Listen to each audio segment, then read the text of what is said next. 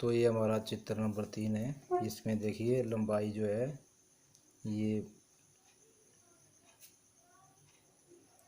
ये इसमें लंबाई जो है 75 सेंटीमीटर है और चौड़ाई जो है उसकी 45 है और ऊंचाई भी इसकी 45 है। तो लंबाई ज़्यादा है।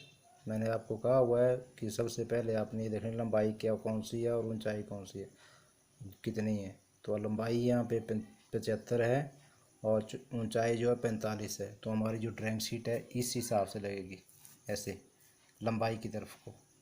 और इसमें आप देख रहे हैं पैमाना जो है वो एक 5 का पैमाना लगा हुआ है। इसमें 1/5 का पैमाना यूज़ करना पड़ेगा आपको इसमें। और ड्राइंग शीट भी आपको यहाँ बड़ी लगानी पड़ेगी। तो आप बड़ी ड्राइंग शीट ले लें। आगे का काम हमारा ज़्यादातर बड़ी ड्राइंग शीट में ही चलेगा। तो अब हम इसकी पेपर डिज़ाइन करेंगे। तो बड़ी शीट है, आप इसके ऊपर पहले हाशिया लगा लें,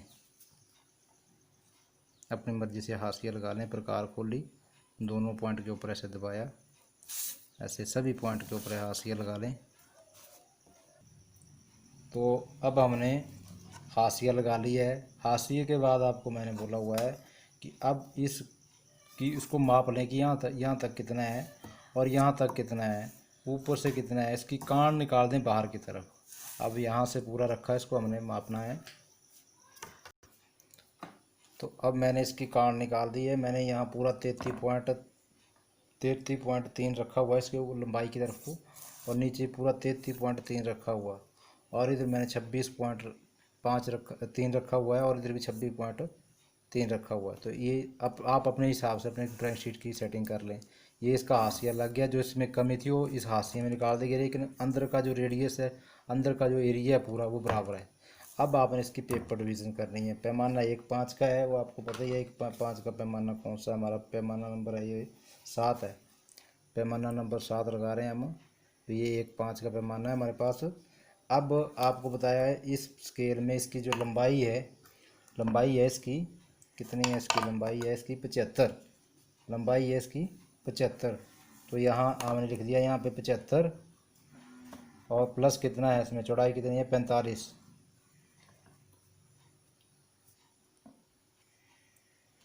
तो अब 75 और 45 120 होते हैं, 120 सेंटीमीटर होते हैं। तो अब अपने पैमाने के ऊपर आपने 120 ढूंढने कहाँ हैं। तो अब हम इस पैमाने को यहाँ रखते हैं, इस पॉइंट पे मैं रख रहा हूँ, इसको सेट कर रहा हूँ यहाँ। और जहाँ 120 आएगा, ये देखिए यहाँ पूरा 120 आ रहा है, तो यहाँ निशान लगा लेंगे हम।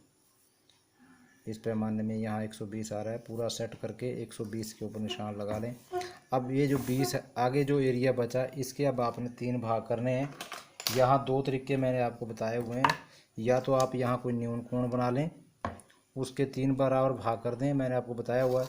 या फिर आप डिवाइडर से अपने आईडीए से अपनी मर्जी से यहाँ खोल लें, 2-3 बार चेक कर लें।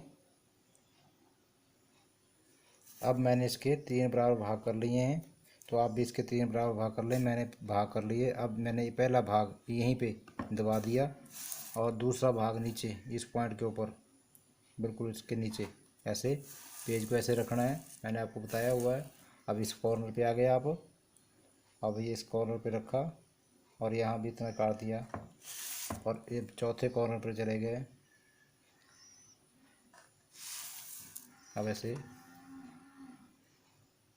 अब हम इन पॉइंटों को मिलाएंगे। अब ये जो हमारे पॉइंट बन गए हैं, हल्की लाइन से मिलाएं इनको।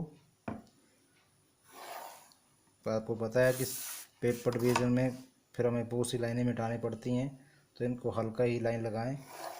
ये आज जो हम स्केल कर रहे हैं, ये हमारे स्टेप्स हैं, स्टेप्स की हैं ये, पौड़ियाँ जिसको बोलते हैं। अब जैसे आपने इसको जोड़ा था 75 और 45 करके, 75 और 45 करके आपने जोड़ा हुआ है, तो अब आपने इस पॉइंट से लेफ्ट हैंड साइड से 75 काटना है, और राइट हैंड साइड से आपने 45 काटना है। ध्यान रखें, इसके अंदर काटना है, कहीं इधर से नहीं काटना है, यहाँ से काटना है। इससे आगे 45, और यहाँ से इसके आगे आपने 75 काटना है। यहाँ से भी हमने देखो, यहाँ से भी 45 काटना है। ये पूरा 45 रखना है इसके 45 के ऊपर, और निशान लगा लें। और नीचे भी 45 के ऊपर, इस पॉइंट से 45। अब इनको आपस में मिला देना है। स्केल थोड़ी बड़ी बनेगी, इसका साइज थोड़ा बड़ा है, तो ड्राइंग शीट बड़ी रखें यहाँ पे।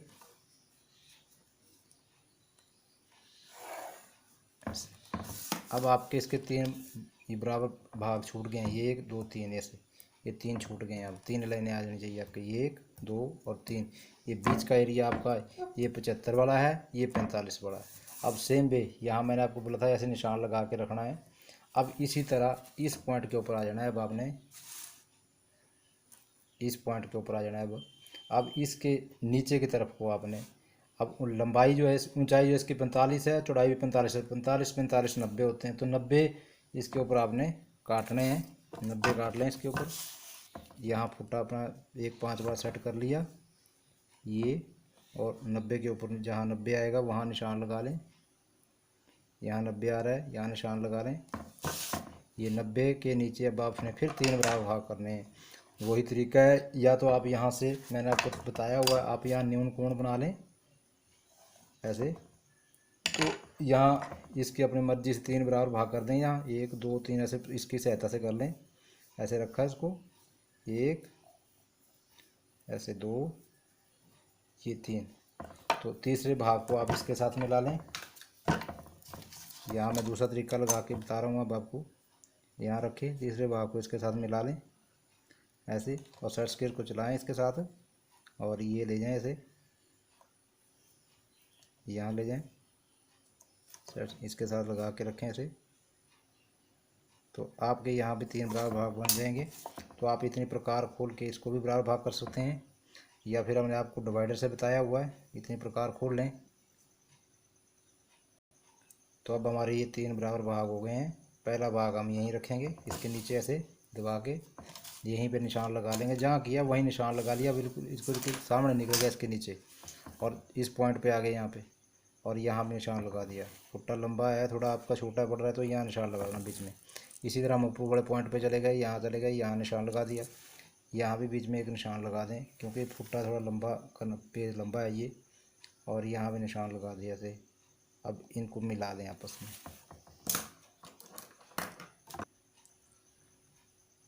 तो अब ये देखिए, ऊपर भी हमने छोड़ दिया है, नीचे भी छोड़ लिया है। अब जैसे हमने जोड़ा था 45 और 45 करके, तो इसी तरह तोड़ लेंगे। अब इस कॉर्नर पे आ जाएंगे, फिर दोबारा यहाँ पे हम इसको 45 काट लेंगे, ऊपर से यहाँ से 45, और ये नीचे से भी 45 ही है। तो ये इस निचले पॉइंट पे चले जाएंगे हम। यहाँ पे इस पॉइंट पे रखना ध्यान, यहाँ पॉइंट के ऊपर रखेंगे। यहाँ 45 इसके ऊपर से काटेंगे, यहाँ से 45 काटेंगे, इस पॉइंट से 45। इसी तरह इस पॉइंट पे चले जाएंगे, यहाँ इसके ऊपर 45 काट लेंगे,